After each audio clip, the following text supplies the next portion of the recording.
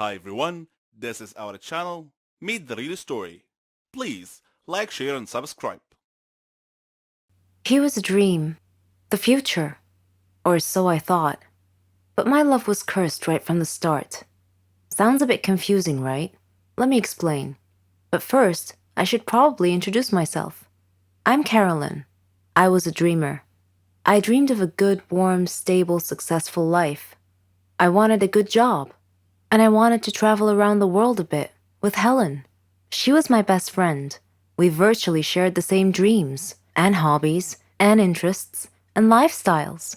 We've been friends since we were kids. People often thought that we were sisters. I did too, in fact. She even got jealous if anyone tried to get close to me.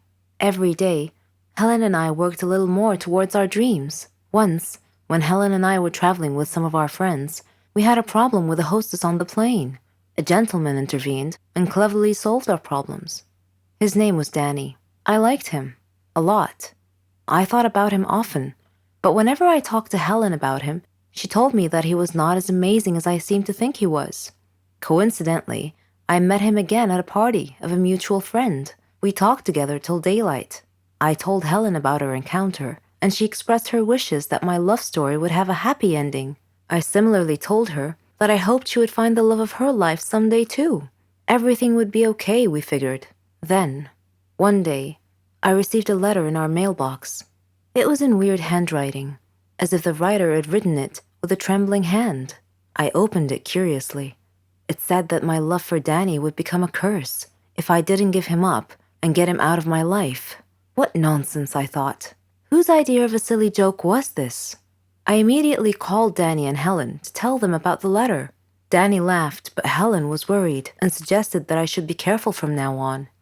That same day, Danny had a horrible car accident, but fortunately he wasn't hurt. A detective investigating the case determined that his car brakes had been tampered with. In another incident, a car almost hit me, but it swerved away at the last minute.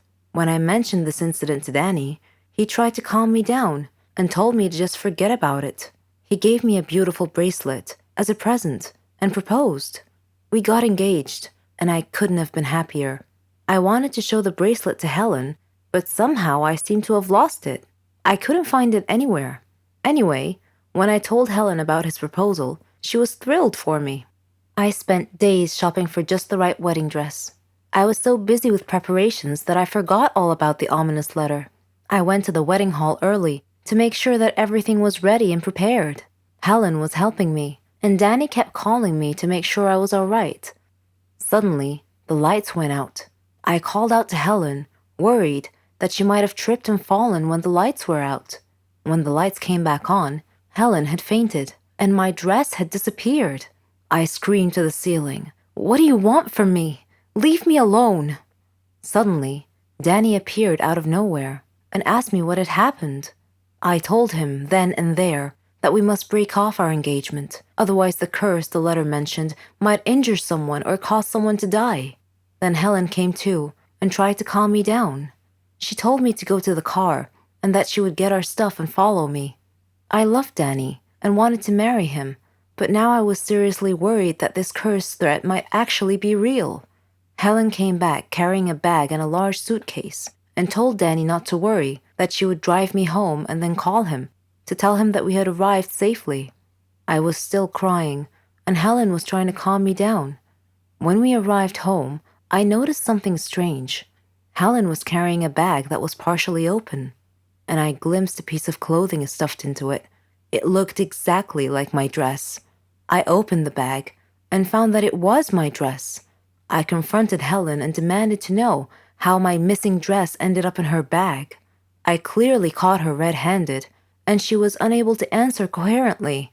I realized at that moment that the source of the so-called curse was Helen. "Helen," I said, "how dare you do this to me? I thought we were like sisters to each other." She replied icily, with a glare that I saw for the first time.